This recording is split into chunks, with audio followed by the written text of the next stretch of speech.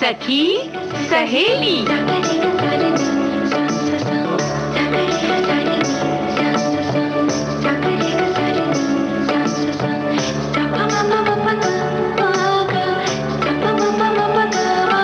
सखी सहेली।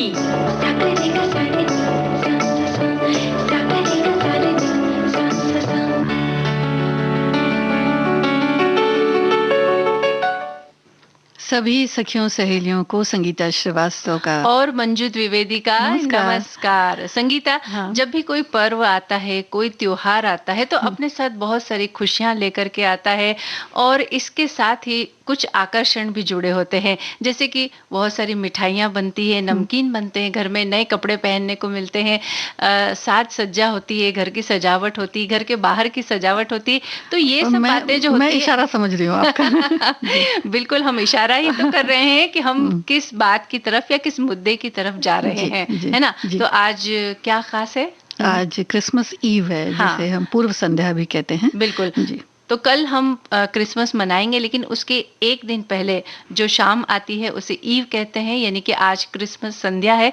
और क्रिसमस जब आता है तो कई सारी इमेजेस, या यूँ कह सकते हैं कि हमारे दिमाग में कुछ बातें उभर करके आती है। जैसे सबसे पहली बात तो ये कि जिस तरह से कोई और त्योहार आता है, वैसे ये भी एक पर्व है, एक त्योहार है। और जब आता है तो सबसे पहले तो हम घर की साफ सफाई करते हैं, उसके बाद सजावट का काम शुरू होता है। और सजावट में जो सबसे मुख्य बात होती है कि घर के बाहर जो जीसस के उस समय का जो वातावरण रहा होगा, उस हिसाब से जो सजावट होती है वो एक बड़ा ही मुख्य आकर्षण का केंद्र होता है ना? जी। और वो खास तौर से जैसे हम लोग झांकी सजाते हैं, तो ऐसे क्रिसमस में भी सजाई जाती है। तो इसमें बहुत सारी चीजें जो लगती हैं मंजू जी, इसकी तैयारियां तो बहुत पहले से होने लगती हैं। और इसमें खास जो देखा जाता है कि हर तरह से उसको प्राकृतिक रूप दिया जाता है।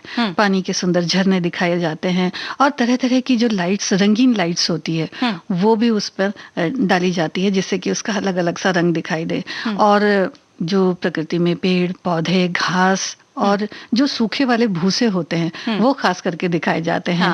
और बहुत सारे पशु भी ऐसे जो चरवाहे रखते हैं, तो उस हिसाब से भेड़ें और बकरियां और भी तरह के जो वहां पर दिखाए जाते हैं। तो वो झांकी बड़ी सुंदर सी लगती है। बिल्कुल। और ये जो दिसंबर का महीना होता है ना, हम जानते हैं कि बहुत ठंड पड़ती है और इसमें कई जगहों पर बर्फबारी भी होती है। तो जब ये झांकियां बनाई जाती है तो बर्फ को दिखाने के लिए सफेद रुई का उपयोग किया जाता है। और वो रुई जब चारों तरफ लगाई जाती है ना, तो सचमुच ऐसा लगता है कि बर्फ गिरी हुई है। है ना? ये बड़ा एक सुंदर सा चित्र तैयार होता है। जी।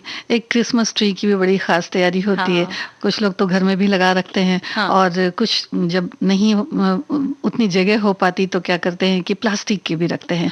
और उसमें सुंदर सुंदर सी बेल्स, जो घंटियां होती हैं, वो लगाते हैं। चॉकलेट्स भी उस पे सजाते हैं और छोटे छोटे बॉल भी सजाते हैं और थर्माकोल बॉल्स भी सजाते हैं। और उसके अंदर जो चॉकलेट वगैरह लगाई जाती है, बच्चों के लिए खास तौर पर वो एक बहुत ही मुख्य आकर्षण होता है। और जैसे ही क्रिसमस जाता है, बच्चे सबसे पहले उसमें से चॉकलेट वगैरह निकाल करके खाने के बारे में सोचते हैं। तो कुल मिलाकर बात यह है कि ये जो त्योहार आते हैं, ये पर्व आते हैं, ये हम सब के लिए ढेर सारी खुशियां लाते हैं और साथ ही एक संदेश लाते हैं कि अपने लोगों से मिलते रहिए, अपने जो परिवारजन के लोग हैं, प्रियजन जो है, उनसे मिलते मिलाते रहिए। साथ में मिठाइयाँ वगैरह खा करके मुंह तो मीठा कीजिए, साथ ही प्यार से बोलिए, मीठी वाणी बोलिए और अपने लोगों के बीच प्यार बांटते भी चलिए। जी, इसीलिए खास तौर से आज जो प्रार्थना सभाएं हैं वो की जाती हैं रात के समय, तो 12 बजे के दरमियान वो की जाती हैं। तो ये वही संदेश है कि किस तरह से भाईचारा और शांति बनी रहे। तो त्योहार हमें इसी तरह की बातें सिखाते भी हैं और बड़ा मजा भी आता है जब हम नए नए कपड़े पहनते हैं, मिठाइयाँ खाते हैं, एक दूसरे से मिलते हैं और एक दूसरे को याद करते हैं। और क्रिसमस जब आता है तो खास तौर से केक की हमें बहुत याद आती है। विभिन्न तरह के जो केक बनते हैं, वो हम सबके लिए बड़ा आकर्षण एक पैदा करते हैं और हम सभी को प्रिय होता है केक खाना। तो भाई आप भी केक बनाइए, खाइए और बड़े उल्लास के साथ, खुशी के साथ, अपनों के साथ ये पर्व मनाइए। लेकिन हाँ, थोड़ी सी सावधानी ज़रूर रखिएगा, चूँकि कोरोना काल चल रहा है। तो जो दूरी है एक दूसरे के बीच, मास्क लगाना, हाथ धोना, इन बातों का थोड़ा सा ख्याल रखिए। लेकिन अपने से मिलते रहिए और अपनों के बीच प्यार बांटते रहिए।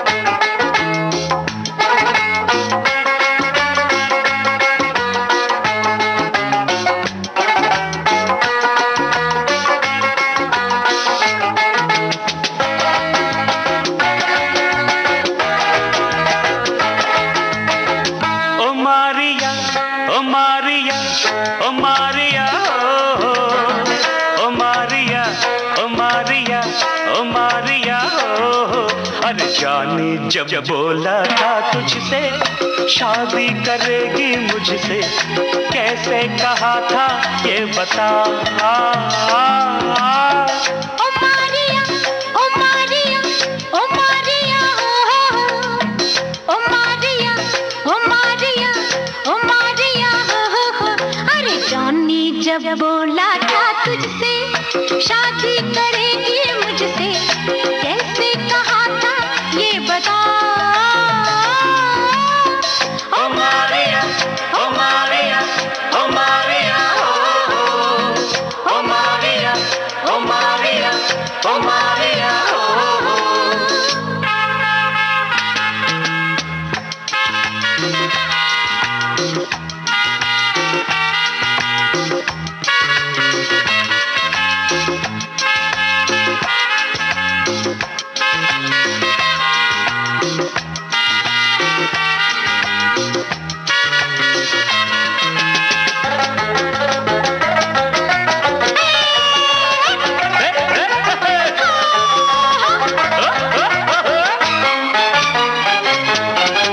शोला सा तन मन में एक भड़का तो होगा, जाने की बातों से दिल धड़का तो होगा।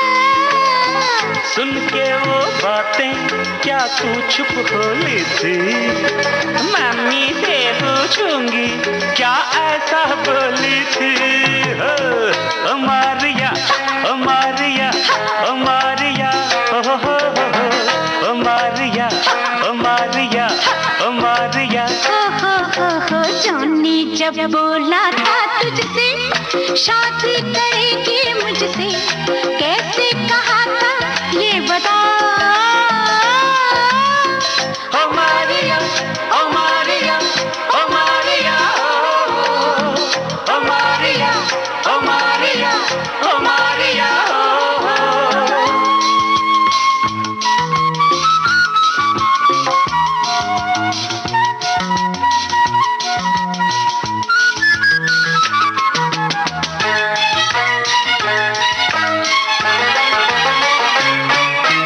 जानी ने जब तुझसे की थी ऐसी बातें, गर्मी के वो दिन थे या सर्दी की रातें। क्या वो ये बोला कुछ ऐसा हो जाए, हम तुम हो कमरे में और चाबी खो जाए। ओ मारिया, ओ मारिया, ओ मारिया, ओ मारिया, ओ मारिया, ओ मारिया। हा जानी जब बोला था तुझसे शादी करेगी मुझसे, कैसे कहा था ये बता। ओ मारिया, ओ मारिया, ओ मारिया, ओ मारिया, ओ मारिया, ओ मारिया।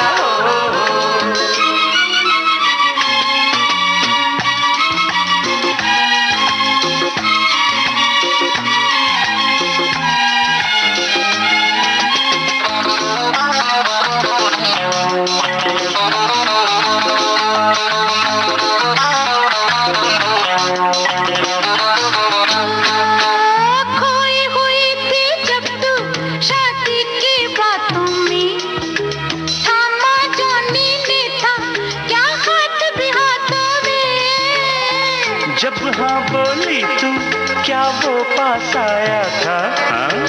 ओ मैं डार्लिंग कहकर क्या गले लगाया था। ओ मारिया, ओ मारिया, ओ मारिया, ओ मारिया, ओ मारिया, ओ मारिया।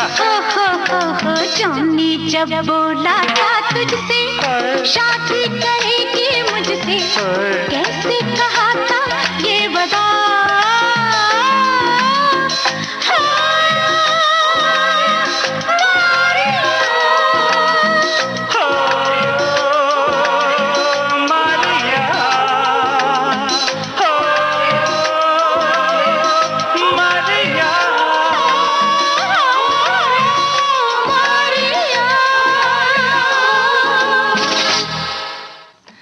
गीत गीत हमने सुन लिया संगीता, और फेसबुक पर हमारे एक श्रोता ने लिखा है कि क्रिसमस यानी कि सर्दियां अपनी युवावस्था में होती है इस समय, और सेंटा की वो ढेर सारी सौगातें, लगता है कि बस माँ दादी नानी के हाथों के ढेर से व्यंजन और बहुत सी बातें। बिल्कुल सही बातें। जो ये त्योहार आते हैं इनका मकसद ही यही होता है कि भाई ढेर सारी खुशियां ये लेकर के आए हम सबके बीच में, और उल्लास और उमंग के साथ हम ये जी, हम सब भी मनाएं। अपना बचपन फिर याद करने लगते हैं। हाँ, जी। बिल्कुल। और जो उन्होंने सेंटा के साथ जो हमारी सौगातें जुड़ी होती है उसकी बात की, सचमुच ये बच्चों के लिए बड़ा आकर्षण होता है कि सेंटा क्लॉज हमें आएंगे, क्या देंगे। क्या देंगे आकर। हाँ, जी। अब आज जो है एक दिन है खास, नेशनल कंज्यूमर राइट्स डे यानी कि राष्ट्रीय उपभोक्ता दिवस। तो ये जो दिन होता है ये उपभोक्ताओं के संरक्षण और उनके अधिकारों के संबंध में उन्हें जागरूक करने के लिए हमारे देश में राष्ट्रीय स्तर पर ये मनाया जाता है। 24 दिसंबर 1986 को उपभोक्ता संरक्षण अधिनियम लागू किया गया था, और फिर समय समय पर संशोधन करके इसे प्रयोजनपूर्ण बनाया गया। भारत सरकार ने उपभोक्ताओं के हितों की रक्षा करने और उनके अधिकारों की रक्षा के उद्देश्य से उपभोक्ता संरक्षण अधिनियम कानून बनाया है। जी, जो त्रुटिपूर्ण वस्तुएं होती हैं उनकी बिक्री, सेवाओं में जो कमी है इस तरह की, और अनुचित व्यापार प्रचलन अगर है, जैसे विभिन्न प्रकार के शोषणों के खिलाफ उपभोक्ताओं को प्रभावी सुरक्षा उपलब्ध कराना, जिससे धोखाधड़ी कालाबाजारी का शिकार अगर कोई है तो वो इसकी शिकायत कर सकते हैं। इस नियम के अनुसार उपभोक्ता अधिकारों को बढ़ावा देने, संरक्षण देने के लिए केंद्रीय, राज्य और जिला स्तरों पर उपभोक्ता संरक्षण परिषद स्थापित किए गए हैं, जिससे हानिकारक सामान की बिक्री, गुणवत्ता, मात्रा, क्षमता, शुद्धता, स्तर और मूल्य को की अगर गलत व्यापार पद्धतियों से लिया जा रहा है इसे, तो इसे रोका जा सके और लोगों को बचाया जा सके। और उचित मूल्य पर सामान की बिक्री और अन्य मामलों में उपभोक्ताओं के अधिकार को सुरक्षित रखना इस कानून के अंतर्गत आते हैं, क्योंकि हम कोई भी सामान अपनी मेहनत से कमाए हुए धन से खरीदते हैं, और इसलिए उपभोक्ता ये चाहते भी हैं कि बाजार में उनसे धोखाधड़ी ना हो। ऐसा होता है ना संगीता कि अगर हम इतने मेहनत से कमाए पैसों से कोई चीज़ खरीदें और जब खराब चीज़ आ जाती है तो मन बहुत दुखी होता है, और हम ये सोचते हैं कि भाई हमारा ये जो पैसा था ये तो बिल्कुल बेकार चला गया, है ना, मतलब काम की चीज़ तो आई नहीं। छोटी चीजें तो फिर भी लोग नजरअंदाज कर देते हैं, लेकिन कभी कभी ऐसा भी होता है मंजू जी, मूल्यवान चीज जब इस तरह की आ जाती है, जो गड़बड़ निकल जाती है, तो फिर बड़ा अफसोस होता है। बिल्कुल। लेकिन धोखाधड़ी ना हो और उन्हें सामान उचित मूल्य में मिले, लेकिन फिर भी किसी भी कंपनी, डीलर, दुकानदार या सर्विस प्रोवाइडर द्वारा धोखाधड़ी और अपनी गलती को न मानना, इस स्थिति में हम और आप कंज्यूमर फोरम की मदद ले सकते हैं और शिकायत दर्ज करा सकते हैं। जी, और इसमें आपको फोरम में जहां पर आपको अपनी शिकायत दर्ज करानी है, वहां डॉक्यूमेंट्स की कॉपी देनी होती है जो आपकी शिकायत का समर्थन करे, यानी कि आपने जो खरीदा है उसके जो कैश मेमो होते हैं या रसीद है और एग्रीमेंट जो भी उनकी कॉपी है वो आपको जमा करनी होती है। तो 3 अलग अलग जगह में ये भेजी जाती है, इसलिए 3 कॉपी कम से कम जमा करनी चाहिए। तो ये शिकायत आप स्वयं भी कर सकते हैं, यानी कि उपभोक्ता स्वयं जाकर भी कर सकते हैं, या किसी वकील के जरिए भी आप अपनी शिकायत को दर्ज करा सकते हैं। शिकायत के साथ साथ पोस्टल ऑर्डर जो थोड़ा उसमें फीस वगैरह जो भी होती है वो फोरम या स्टेट फोरम के पक्ष में बनते हैं, और फीस अलग अलग होती है, और इसके जो हेल्पलाइन नंबर हैं उन्हें आप ढूंढ सकते हैं, और वेबसाइट में ऑनलाइन शिकायत भी दर्ज करा सकते हैं। बिल्कुल। तो ग्राहकों को थोड़ा सा अपने आप को यूं कह सकते हैं कि भाई आप सजग रहें इस बात के प्रति कि अगर ऐसा कुछ हो गया है तो अफसोस करके केवल बैठ न जाएं, बल्कि अगर वाकई में आपके साथ धोखाधड़ी हुई है, कुछ गलत हुआ है, या आपके पैसे बिल्कुल आपको ऐसा लग रहा है कि जो चीज़ हम चाहते थे वो हमें नहीं मिली है, तो आप शिकायत करें। और जब ऐसा हो जाता है, ये बात साबित हो जाती है कि हाँ वाकई आपके साथ धोखाधड़ी हुई है, तो आपका पैसा या तो आपको वापस मिल जाता है या चीज़ आपको नई और अच्छी चीज़ मिल जाती है। तो इन बातों का थोड़ा सा ख्याल रख करके हम इस तरह की बातों से बच सकते हैं। जी, और उपभोक्ता कई बार ये भी सोचते हैं मंजू जी कि हमने जो चीज़ खरीदी है अगर उसमें कोई गड़बड़ी हो गई है तो उसकी हम शिकायत क्यों करें, क्योंकि उसमें बहुत समय लग जाएगा, जब तक उसका कोई भी हमें फल प्राप्त होगा तब तक समय बहुत लग जाएगा। लेकिन अब तो ऐसा नहीं है, क्योंकि अब सभी चीज़ें ऑनलाइन उपलब्ध हैं। तो ऑनलाइन जा कर के भी शिकायत कर सकते हैं, इससे समय भी बचता है और उस शिकायत पर कितना क्या संज्ञान लिया जा रहा है वो भी आपको समय समय पर पता चलता रहता हाँ, है। यानी कि ऑनलाइन होने की वजह से आपको लंबी लंबी लाइनों में खड़ा नहीं होना है या बहुत सारे ऑफिस के आपको चक्कर नहीं काटना है। हाँ। घर बैठे ही आप ये सारा जो काम है ये कर सकते हैं और आपका जो भी उसके साथ में जुड़ी हुई बातें हैं वो आप बता सकते हैं और आप अच्छी चीज वापस से अपनी प्राप्त कर सकते हैं या फिर पैसा ले सकते जी, हैं। और तो यानी कि काम करना अब काफी आसान हो गया जी, है। और एक चीज़ बहुत ज़रूरी है,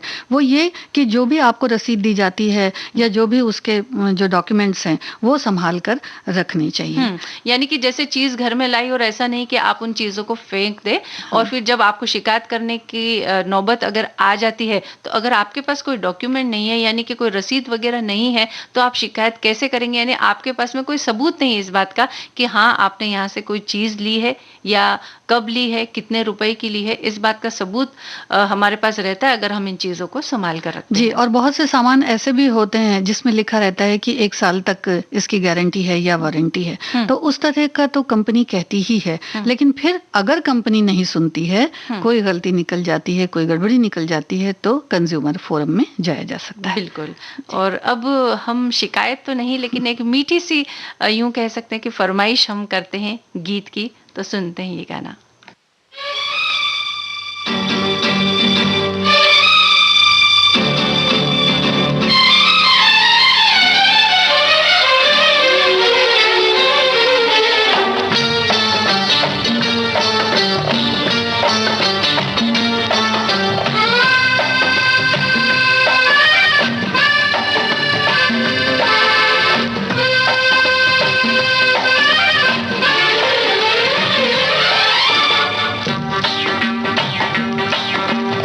बाबू ये पब्लिक है पब्लिक, ये जो पब्लिक है ये सब जानती है पब्लिक है।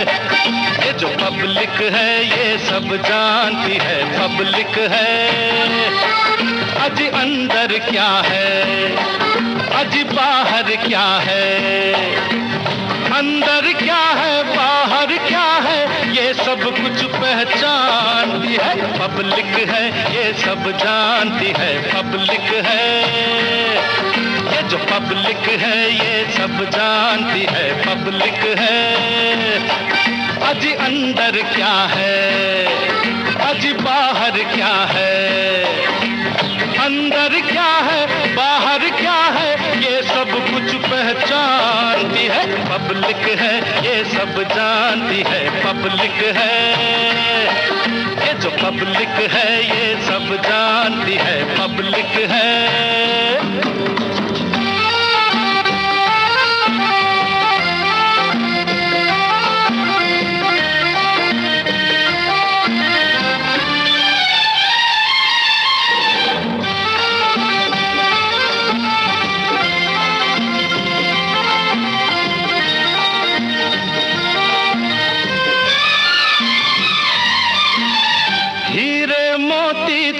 छुपाए कुछ हम लोग न बोले, हीरे मोती तुमने छुपाए कुछ हम लोग न बोले। अब आटा चावल भी छुपा तो भूखों ने मुंह खोले। अरे भीख न मांगे, अरे कर्ज न मांगे, भीख न मांगे कर्ज न मांगे, ये अपना हक मांगती है पब्लिक है। ये सब जानती है पब्लिक है। ये जो पब्लिक है ये सब जानती है पब्लिक है।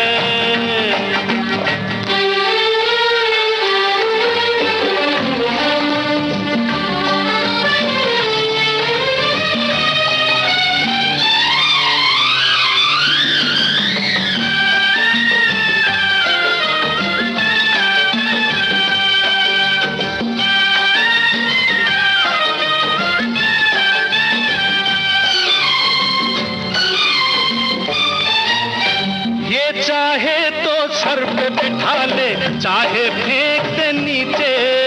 ये चाहे तो सर पे बिठा ले, चाहे फेंक दे नीचे। पहले ये पीछे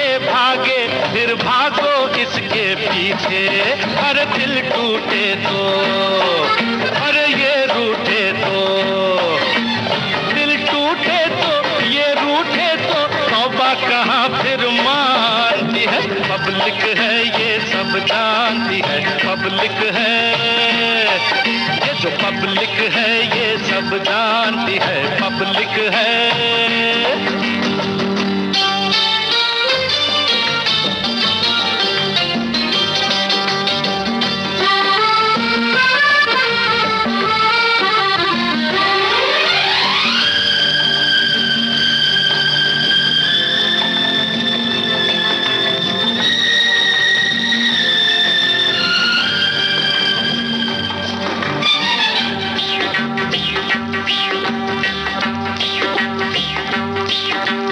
क्या नेता क्या अभिनेता दे जनता को तो धोखा, क्या नेता क्या अभिनेता दे जनता को तो धोखा।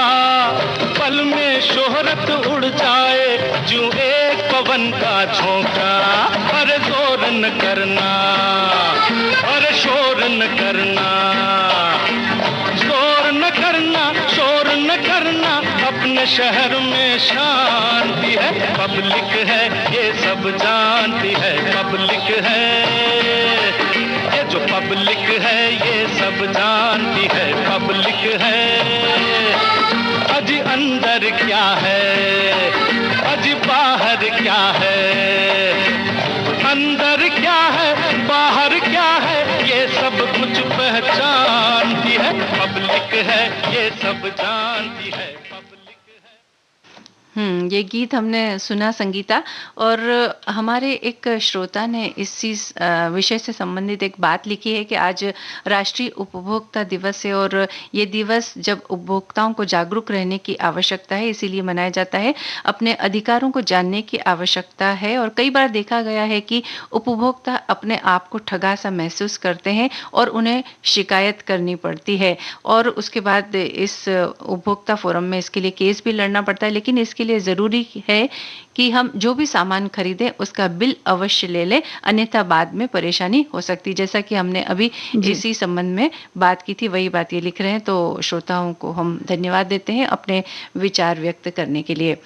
और आज गुरुवार है संगीता, गुरुवार के दिन एक खास विषय हम लेते हैं और वो है सफल महिला का विषय। तो आज हम बात करेंगे पद्मश्री फूलबासन बाई यादव की, है ना? जी, फूलबासन बाई यादव का जन्म 5 दिसंबर सन 1969 को छत्तीसगढ़ के जिला राजनांदगांव के धनगांव में हुआ। सकुल देहान गांव में ये रहती थी अपने पूरे परिवार यानी माँ और पिताजी के साथ। बड़ी मुश्किल से 5वीं तक की पढ़ाई इन्होंने पूरी करी क्योंकि घर में परेशानी रहती थी और बेहद कम उम्र में इनका ब्याह हो गया।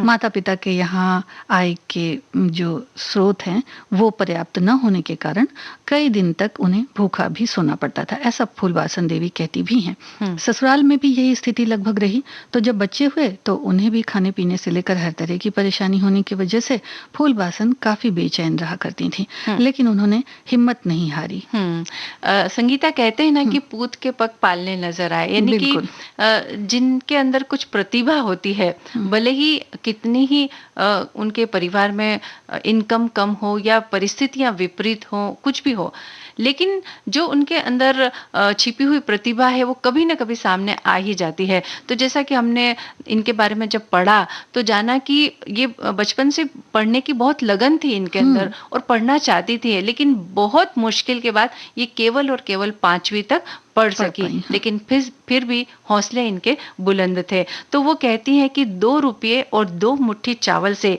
एक महिला समूह बम्बलेश्वरी स्वयं सहायता समूह का गठन इन्होंने किया और गांव की गरीब महिलाओं को स्वरोजगार से जोड़ने का काम शुरू किया। नारी सशक्तिकरण का एक बेमिसाल उदाहरण उन्होंने पेश किया और इस समय इस समूह में विभिन्न कार्यों और रोजगार से जुड़ी हुई लगभग 2 लाख महिलाएं हैं जो फूलबासन बाई के गांव से लेकर अन्य जिला और स्थानों में भी और गाँवों में भी कार्यरत हैं और कमाई कर अपना घर चलाती हैं। जी, और भी इन्होंने बहुत पहले और भी समूहों की स्थापना की थी, और ये समूह जिसकी खास आप बात कर रही हैं, तो ये सन 2001 में इन्होंने मात्र 10 महिलाओं के साथ शुरू किया था। गांव में बच्चे, खासकर जो बच्चियां और बच्चे हैं, उनकी शिक्षा से संबंधित पशुपालन, जैविक खाद जो बनाई जाती है, बनाने की विधि ये इन्होंने बताई। स्वस्थ पशुधन, क्योंकि पशु अगर अच्छे रहेंगे तो ही दूध वगैरह की दिक्कत नहीं होती है, और भी जो जरूरत पशुओं की होती है, तो स्वस्थ पशुधन किस तरह से हम पालन करें, उनसे उत्पादित दूध का वितरण, बचत बैंक, खेती, पशुपालन और छोटे और मझोले उद्योग के लिए कम दर यानी कि कम इंटरेस्ट या कहिए ब्याज में किस तरह से ब्याज में ऋण उपलब्ध होता है, और वो ये गांव में उस तरह की व्यवस्था है। गांव में संपूर्ण रूप से शौचालय का निर्माण, साफ सफाई के लिए जन जागरण अभियान, समय पर टीकाकरण और नशा मुक्ति जैसे अभियान जोरों पर चलाती हैं। उनका कहना है कि नशे की लत से अगर हम दूर रहेंगे तो हम अपने परिवार के लिए, साथ ही अपने समाज के लिए भी कुछ कर सकते हैं। बिल्कुल सही कहा। और उनका ये भी कहना है कि उचित और समय पर शिक्षा प्राप्त करना बेहद जरूरी है। हालांकि वो शिक्षा नहीं प्राप्त कर पाई थी, लेकिन इस बात के प्रति उन्होंने सोचा कि भले ही उन्हें ना मिली हो, लेकिन जो दूसरे बच्चे हैं उनके गांव के, उनको शिक्षा जरूर मिले। और शिक्षा प्राप्त करना फूलबासन बाई का एक अधूरा सपना बनकर रह गया। फूलबासन बाई ने खासकर छत्तीसगढ़ की महिलाएं, खासकर पिछड़े इलाके, वहां इन महिलाओं को आर्थिक रूप से सशक्त करने में बड़ी भूमिका उन्होंने निभाई है, और वो विजन इंडिया फाउंडेशन में एक गुरु और परामर्शदाता के रूप में भी कार्यरत हैं। वो बाल विवाह के सख्त खिलाफ हैं और इस पर हमेशा वो कार्य करती रहती हैं। जी, और इस संस्था के अलावा प्रज्ञा महिला समूह किराया भंडार, बाजार, ठेका और राशन की दुकानें, जहां गरीबी रेखा से नीचे और आपातकाल की स्थिति में भी राशन मुहैया करवाया जाता है। जो इनके बच्चों के लिए स्कूल है वहां, और आंगनवाड़ी की जो इन्होंने स्कूल की स्थापना करी है, वहां भी जो स्कूल है इनके द्वारा संस्थापित, वहां ये लगातार पोलियो वैक्सीन, बाल भोज, महिलाओं के लिए सिलाई, स्कूल इत्यादि में भी फूलबासन बाई और उनका समूह सभी व्यवस्थाओं को देखते हैं। लगभग 54 बच्चे उन्होंने शरण दी है उन्हें, जहां पढ़ाई लिखाई होती है इनकी और अन्य सुविधाओं का ध्यान भी रखा जाता है। ग्राम सभा में भी वो अपनी भागीदारी निभाती हैं। फूलबासन बाई के 4 बच्चे हैं, सभी उनके काम में बहुत सहयोग करते हैं। देखिए ये कितना अच्छा काम है कि 54 बच्चे, 54 जो बच्चे हैं वो अनाथ थे और उनको उन्होंने शरण दे करके पढ़ाया, लिखाया, खान पान की व्यवस्था की। तो ये बहुत प्रेरणा देने वाली बातें होती है ना संगीता। और छत्तीसगढ़ में जच्चा बच्चा से संबंधित जन सुरक्षा योजना की वो ब्रांड एम्बेसडर भी हैं, और उन्हें अलग अलग कार्यक्षेत्र में कार्यरत रहने के लिए अलग अलग राज्यों से और संस्थाओं से कई पुरस्कार और प्रशस्ति पत्र भी दिए गए हैं।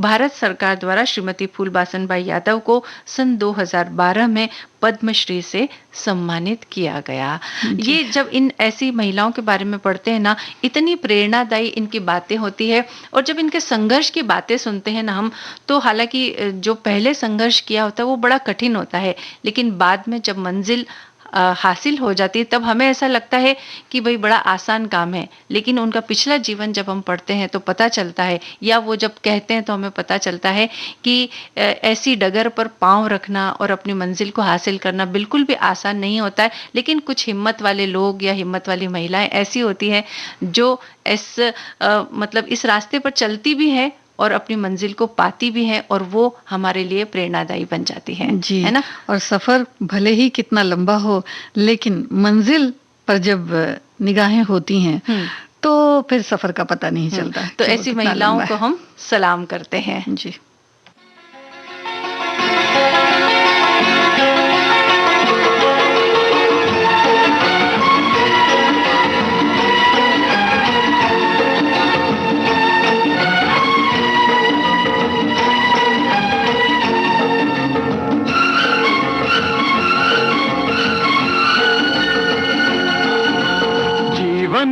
चलने का नाम, चलते रहो रहो सुबह हो शाम, जीवन चलने का नाम, चलते रहो सुबह हो शाम। ये रास्ता कट जाएगा मित्रा के बादल छट जाएगा मित्रा के दुख से रुकना ना मित्रा के एक पल रुकना ना मित्रा। ओए जीवन चलने का नाम, चलते रहो सुबह हो शाम, जीवन चलने का नाम, चलते रहो सुबह हो शाम।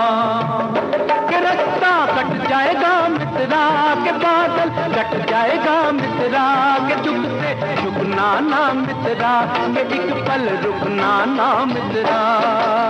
जीवन चलने का नाम, चलते रहो सुबह हो शाम, जीवन चलने का नाम, चलते रहो सुबह हो शाम।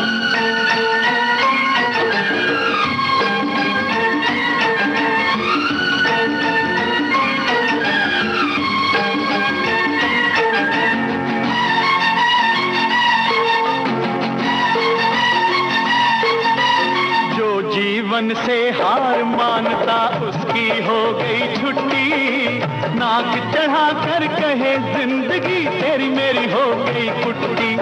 ओए जो जीवन से हार मानता उसका हो गया छुट्टी, नाक चढ़ा कर कहे जिंदगी तेरा मेरा हो गया कुट्टी। ये रूठा यार मना मित्रा के यार को यार बना मित्रा, न खुद से रहो खफा मित्रा खुद ही से बने खुदा मित्रा। जीवन चलने का नाम, चलते रहो सुबह हो शाम, जीवन चलने का नाम, चलते रहो सुबह हो शाम।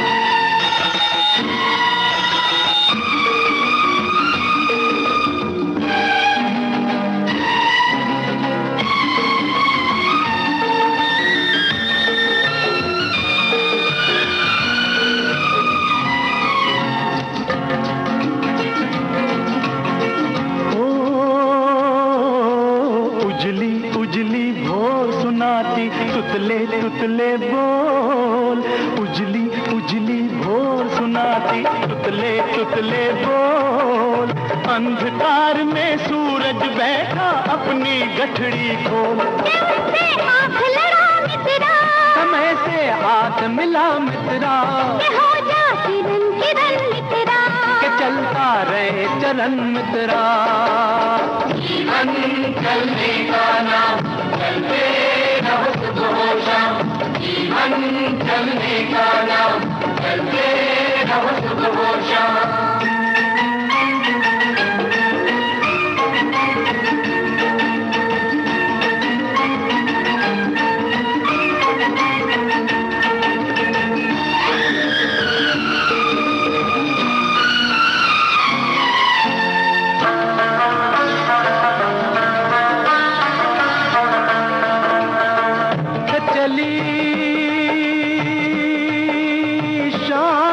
रंग महल में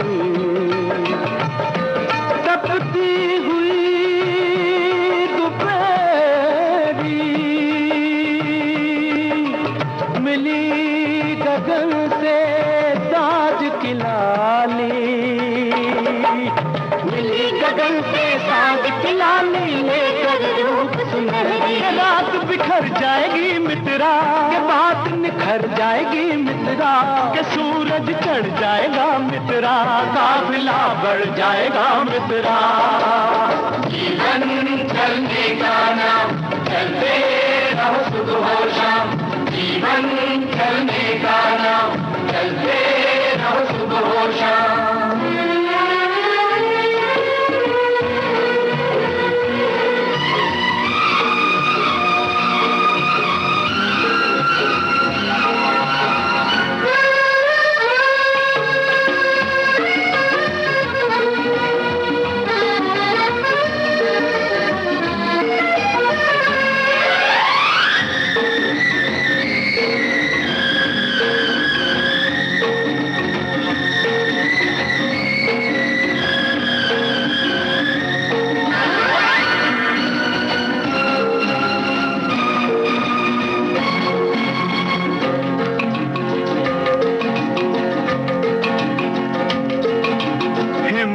अपना दीन धर्म है, हिम्मत है ईमान। हिम्मत अल्लाह, हिम्मत बहादुर, हिम्मत है भगवान। हिम्मत अपना दीन धर्म है, हिम्मत है ईमान। हिम्मत अल्लाह, हिम्मत बहादुर, हिम्मत है भगवान। इसमें मरता जा मित्रा, सजदा करता जा मित्रा, के शीश झुकाता चल मित्रा, के जग पर जाता जा मित्रा। जीवन चलेगा ना, चलते रहो सुबह हो शाम। जीवन चलेगा ना, चलते रहो सुबह हो शाम। ये रास्ता कट जाएगा मित्रा, के बादल छट जाएगा मित्रा, के दुख से रुकना ना मित्रा, के पल रुकना ना मित्रा। जीवन चलेगा ना, चलते रहो सुबह हो शाम। जीवन चलेगा ना, चलते रहो सुबह हो शाम। जीवन चलेगा ना, चलते रहो सुबह हो शाम। जीवन चलेगा ना, चलते रहो सुबह हो शाम।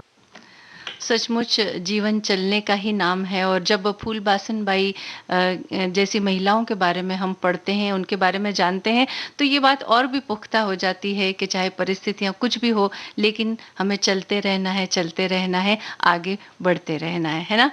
और अब हम बात करेंगे कुछ फैशन की। संगीता, जब सर्दियां आती है ना, तो सर्दियों में हम बहुत सारे कपड़े पहन सकते हैं, यूं कहे, क्योंकि ठंड बहुत ज्यादा होती है। और फैशन के जो अंदाज होते हैं वो समय समय पर बदलते रहते हैं, लेकिन कुछ अंदाज ऐसे होते हैं जो हमेशा के लिए स्थिर होते हैं। कभी भी पहनो उस तरह के कपड़े या उस तरह का फैशन, हमेशा अच्छा ही लगता है। और फैशन में जो चीज होती है, चलन में जो चीज होती है, वो यानी कि समय के साथ कदम ताल मिलाकर हमें भी चलना ही चाहिए, ताकि होता क्या है ना कि हम अपने आप को कुछ अलग महसूस ना करें। वरना अगर हम फैशन से कुछ अलग जाते हैं या यूं कहें कि समय से कदम नहीं मिलाते हैं, तो कभी कभी हमें अपने आप में यह महसूस होता है कि अरे सब तो ऐसे रहते हैं, मैं ऐसी रहती हूँ। ऐसा नहीं रहना चाहिए, मुझे ऐसे कपड़े पहनने चाहिए। तो ऐसा ना हो, इसलिए हम ये कह सकते हैं कि आप जिस तरह से जो समय का एक चलन चल पड़ा है, उस चलन को आप जाने, पहचाने और उस तरह से अपने आप को फिट रखें, तैयार रखें, है ना। और सर्दियों में कहीं बहुत ज्यादा ठंड होती है, कहीं कम भी होती है, और मुंबई जैसी जगहों पर काफी कम ठंड है। इस समय उत्तर भारत में खूब ठंड पड़ रही है, लोग बर्फबारी का मजा भी ले रहे हैं कई शहरों में। और आज तो क्रिसमस की पूर्व की जो संध्या है वो भी यानी क्रिसमस ईव है। तो ये मौसम लाजवाब होता है। इस समय कोरोना की वजह से लोग थोड़े सावधान जरूर है, इसलिए विदेशों की सैर जहां लोग बर्फबारी और सुंदर दृश्य का आनंद उठाते हैं, वो अभी फिलहाल तो संभव नहीं हो पा रहा है। लेकिन इस मौसम में ठंड इतनी होती है कि कभी कभी कपड़ों के चुनाव को लेकर के हम थोड़े से कंफ्यूज हो जाते हैं। जी, बहुत असमंजस हो जाता है कि क्या पहने क्या न पहने, क्योंकि वो ठंड भी इतनी ज्यादा रहती है। और फिर ये लगता है कि जो कपड़े हैं वो ठीक तरह से दिखने भी चाहिए। इस वजह से भी हम लोग जरा असमंजस में होते हैं। खास करके ये हाल होता है जब शादी ब्याह में कहीं जाना हो, तो बहुत होता है ना। तो क्या पहने, इसलिए परिधान भी ऐसे होने चाहिए कि जिसमें ठंड भी ना लगे और सुंदर भी दिखे, हम बड़े स्टाइलिश भी दिखें। तो एक मंजू जी, लॉन्ग कोट यानी लंबा वाला जो कोट होता है, हाँ, ऊपर से नीचे तक जो होता है, इसका फैशन तो कभी जाता पुराना नहीं होता ही नहीं है। जी, तो लॉन्ग कोट जो है, लंबे कोट जो होते हैं, इनका फैशन तो पुराना नहीं होता। जीन्स, सूट, साड़ी आप जिस पर भी पहन ले उस पर अच्छा लगता है। और आजकल देखने में भी है, चलन में भी है। और काले रंग का अगर लेते हैं, भूरे रंग का लेते हैं, या थोड़े गहरे रंग का, थोड़े क्या काफी गहरे रंग का, नीला भी ले सकते हैं आप, अपनी पसंद के हिसाब से ले सकते हैं। और इसके साथ ही जो अलग से जो चीजें हम लेते हैं, यानी बैग अगर लेना है तो उसे भी मिलता जुलता रंग का अगर ले तो बहुत अच्छा लगता है जी। या फिर अलग अलग रंग के भी सबसे बड़ी बात है कि आप चाहे कुछ भी पहने, लेकिन उसके ऊपर ये कोट आप पहन ले तो आपकी सर्दी भी कम हो जाएगी और दिखने में भी बड़ा खूबसूरत लगता है। और मुझे लगता है मैंने एक दो कहीं फिल्मों में भी ये फैशन देखा है कि जो अभिनेत्रियां हैं फिल्म की, वो साड़ी के ऊपर ये कोट पहने हुए रहती है और बड़ी सुंदर दिखाई देती है वो। तो हम भी ये पहन सकते हैं और अपनी सुंदरता में बढ़ोतरी कर सकते हैं, निखार ला सकते हाँ हैं। निखार ला सकते हैं। इसके अलावा खूबसूरत शॉल, वैसे तो हम सर्दियों में सब ओढ़ते ही हैं, लेकिन शॉल, उसकी बुनाई, रंग सभी को अच्छा लगता है। पश्मीना हाथ से बुने हुए असम, बंगाल और पंजाब के बुनकरों के द्वारा बहुत लुभावने होते हैं ये। और मशीन से बने शॉल और गहरे रंग के स्वेटर, साड़ियाँ, सूट और जीन्स पर भी चलते हैं। अगर आप प्लेन सूट या प्लेन कपड़े पर ये डाल लेते हैं तो भी ज्यादा अच्छा लगता है। और कई बार क्या होता है, जैसे हमारे मुंबई जैसे शहर में जहाँ ठंड काफी कम होती है, तो साड़ी या सूट आपने जो भी पहना, केवल एक साइड के कंधे पर उसको थोड़ा सा फोल्ड करके ऐसा डाल लेते हैं तो भी उसकी खूबसूरती जो है वो बहुत बढ़ जाती है। जी। तो इस तरह से भी हम इसका इस्तेमाल कर सकते हैं। हाँ, क्योंकि उसमें प्रिंट इस तरह के रहते हैं, बहुत अच्छे जो चटक रंग वाले होते हैं। हाँ। तो इस यही वजह है शायद कि प्लेन ड्रेस पे अगर पहने, प्लेन कपड़ों पर अगर उसको पहने तो वो खिल करके सामने आता है। हाँ। जी। और एक जो हाथ में दस्ताने पहनते हैं, ग्लव्स जिन्हें कहते हैं, तो जाड़े के बड़े खास आते हैं। हाँ। हाँ। तो ये जो शाम के समय जब हम लोग निकलते हैं या कहीं ऐसे ही घूमने फिरने, तो इन कपड़ों के साथ ये भी बड़े अच्छे लगते हैं। कभी कभी तो राजकुमारियों वाला लुक भी देते हैं। और पहाड़ी स्थानों पर जब हम घूमने जाते हैं ना, खास तौर पर, तब इनको पहनना बहुत जरूरी हो जाता है, क्योंकि ठंड ज्यादा होती है। ठंड ज्यादा होती है और हमें इतनी ठंड की आदत नहीं होती है, तब उंगलियां बहुत ठंडी हो जाती है। और अगर आपको ठंड ज्यादा लग रही है तो आप घूमने का आनंद नहीं ले सकेंगे, इसलिए ठंड का इंतजाम करना जरूरी होता है। तब ये ग्लव्स हमें बड़े सुकून देते हैं। और ग्लव्स पहनने के बाद फिर उसके बाद में आप अपने जो पॉकेट से या जेबें हैं उसके अंदर हाथ डाल लीजिए तो ठंड एकदम छूमंतर हो जाएगी। जी। और मौसम और बर्फबारी जो भी है, जैसा भी सुंदर प्राकृतिक दृश्य है, उसका मजा भी आप पूरी तरह उठा पाएंगे। और जब ठंड लगती रहेगी तो फिर उसका मजा उतना नहीं है। और मफलर स्कार्फ भी इसी तरह के होते हैं जो अलग अलग तरह के आते हैं। इनमें भी हल्के भी होते हैं, कुछ गहरे रंग के प्रिंट वाले भी होते हैं और एक अलग सा ही लुक देते हैं। वैसे तो देखा जाए मंजू जी, तो स्कार्फ जो गर्म कपड़ों के आते हैं, यानी वुलन भी आते हैं और ऐसे भी पहने जाते हैं। गर्मी के दिनों में भी आप देखिए कि हल्के, हाँ, पतले और हल्के चल गए हैं, तो अलग अलग प्रिंट भी इनकी होती हैं। इनको अगर लंबे बूट जो चलते हैं उनके साथ अगर पहना जाए, गहरे रंग के, काले रंग के या भूरे रंग के, तो बहुत स्टाइलिश नजर आता है। और नीले नीले रंग के भी आते हैं बड़े अच्छे। पिछले कुछ सालों में ना संगीता, स्कार्फ बहुत तरह के बनने लगे। पहले उतने नहीं आते, पहले कुछ खास विशेष पैटर्न होते थे या सर्दियों के दिनों में ही हमें स्कार्फ दिखाई देते थे, लेकिन अब ऐसा नहीं है। अब समय या यूं कहें कि मौसम के अनुकूल कई सारे स्कार्फ मार्केट में आ गए हैं। अगर आप चाहें कि भाई धूप है तो एकदम पतला वाला स्कार्फ, और उसको बांधने का भी जो तरीका है वो बहुत अलग अलग तरह से अब चल पड़ा है। जी। हम लोगों के समय में जो एक आया करता था मंजू जी, उसे हम लोग बिल्कुल सादा रहता था और हम लोग उसमें प्रिंट भी होती थी, तो उसको सर से ढक कर बांध लिया करते थे।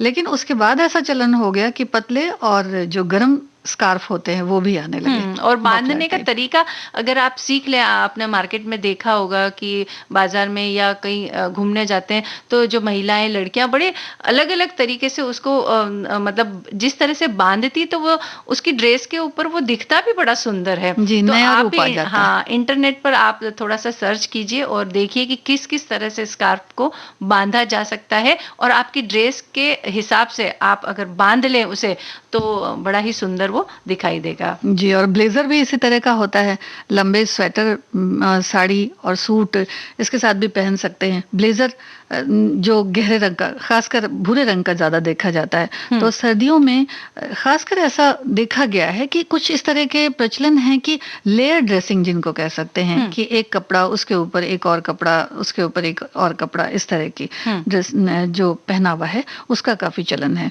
तो कोट या जैकेट हो या टर्टल नेक टी शर्ट, जिसको हाई नेक टी शर्ट भी कहते हैं, ऊपर की तरफ से जो दिखाई देती है टी शर्ट, तो वो पहने तो वो बड़ा ही अच्छा दिखता है और गर्माहट भी उसमें रहती है बिल्कुल। और काले रंग के मोजे या काले रंग के बूट्स के साथ गरम लेगिंग्स या टाइट ट्राउजर और टर्टल नेक शर्ट पहनी जा सकती है। अगर ब्लेजर या लंबे कोट को आप नया लुक देना चाहे तो इसे पतली बेल्ट या रिबन के साथ पहन सकती हैं। ये भी अभी फैशन में है जी। और कश्मीरी जैकेट भी इस वक्त बड़ा फैशन में है।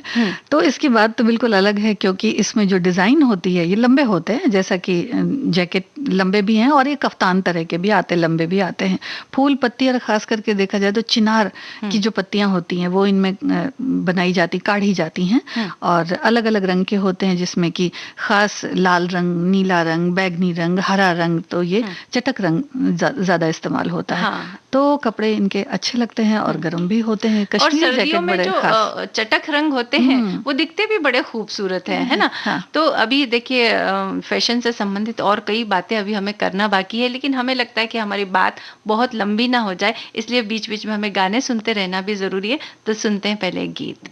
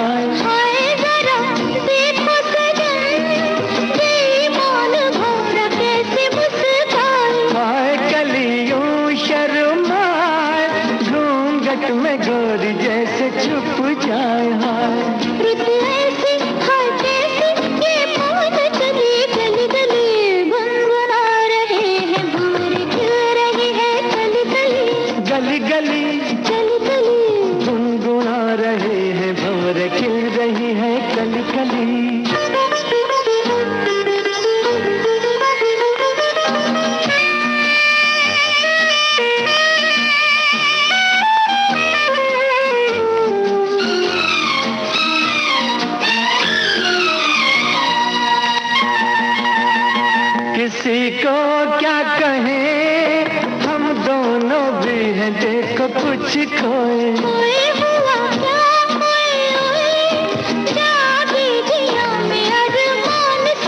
सोए किसी को क्या कहें, हम दोनों भी हैं देखो कुछ खोए।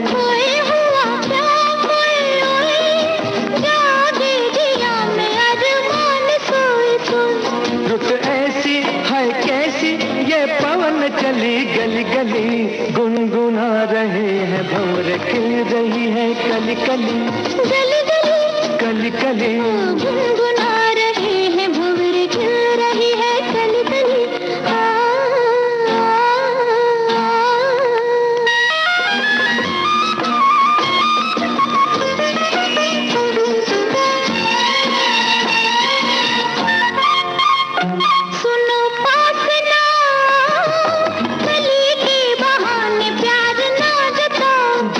चलो बात ना बनाओ, भंवर के बहाने आंख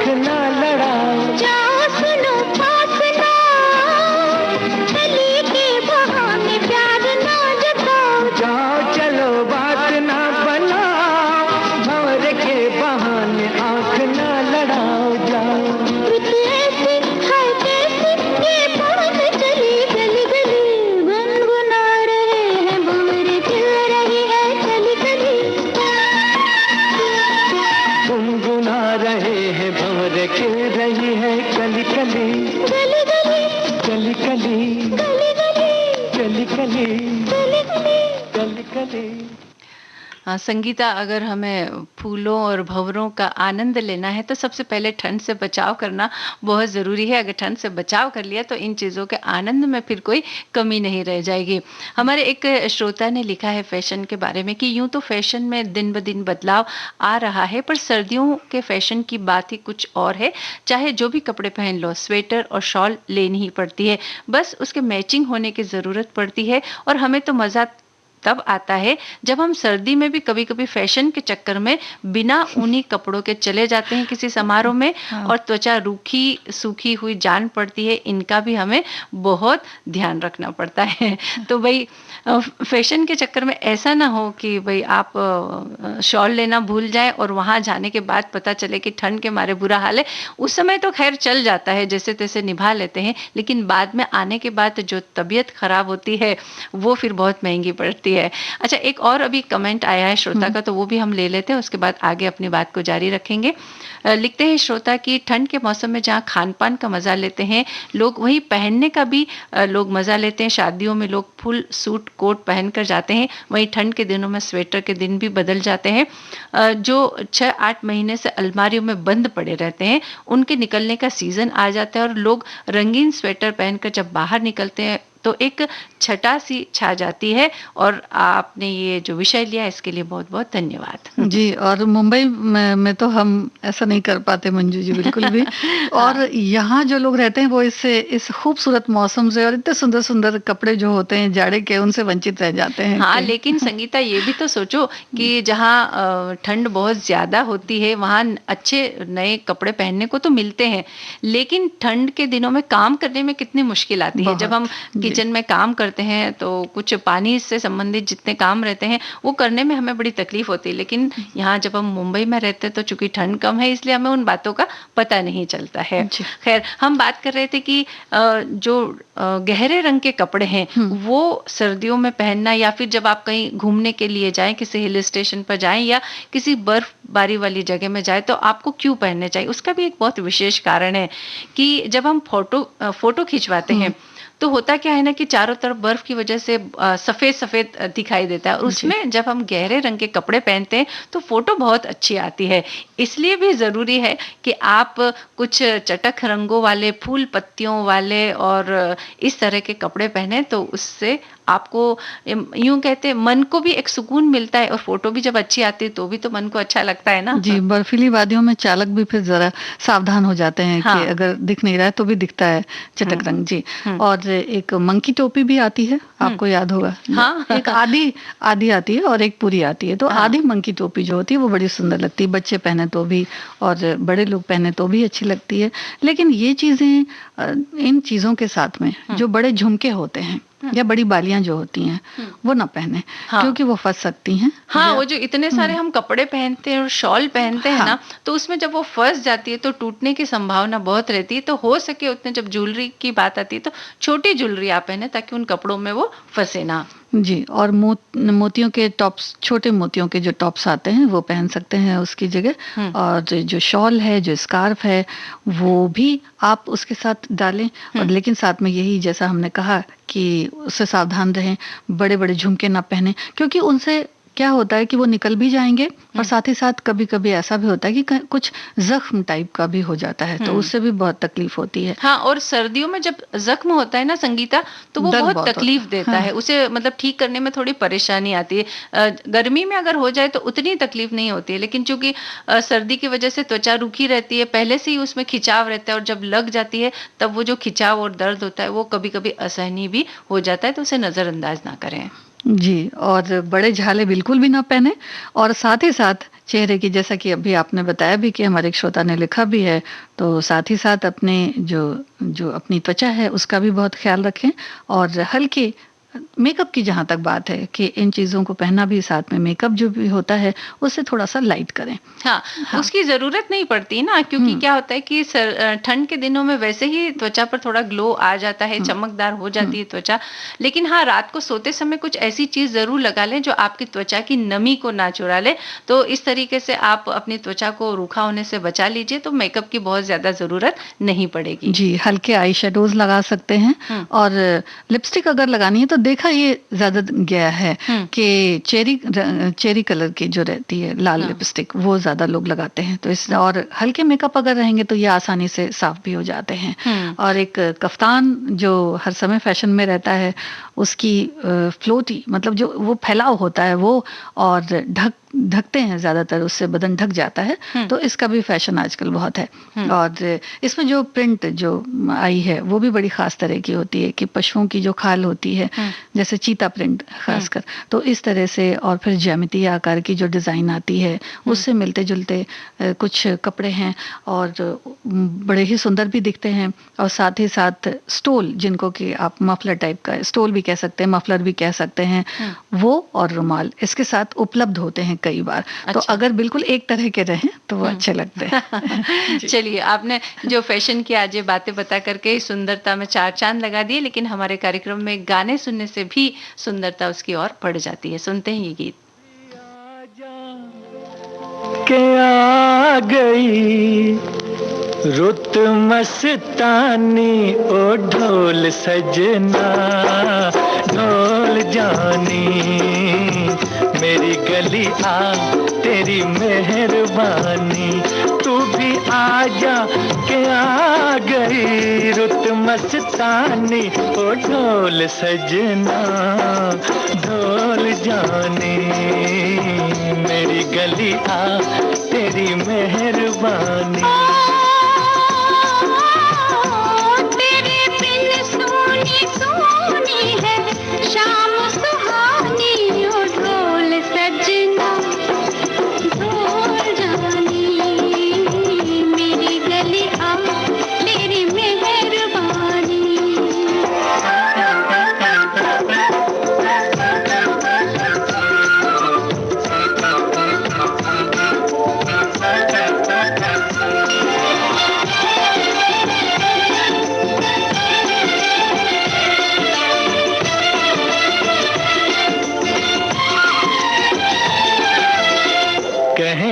सुननी है कितनी ही बातें, कहनी है सुननी है कितनी ही बातें, थोड़े से दिन है ये थोड़ी सी रातें, ओ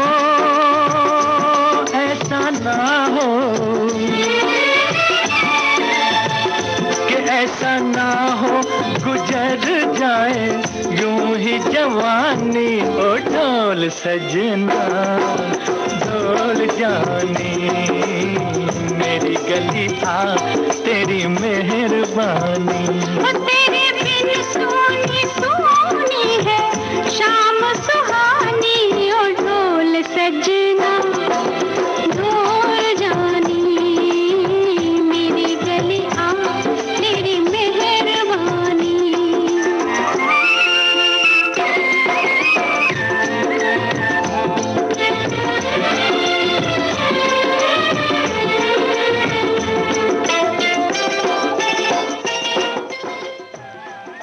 हाँ संगीता, ये गीत हमने सुना और इसी के साथ हमने घड़ी की तरफ नज़र डाली तो सुइयों ने हमें इशारा कर दिया कि आज के हमें इस कार्यक्रम को यहीं विराम देना होगा। तो अब कार्यक्रम समाप्त करने की इजाज़त दीजिए। आप सभी को मंजू द्विवेदी और संगीता श्रीवास्तव का नमस्कार।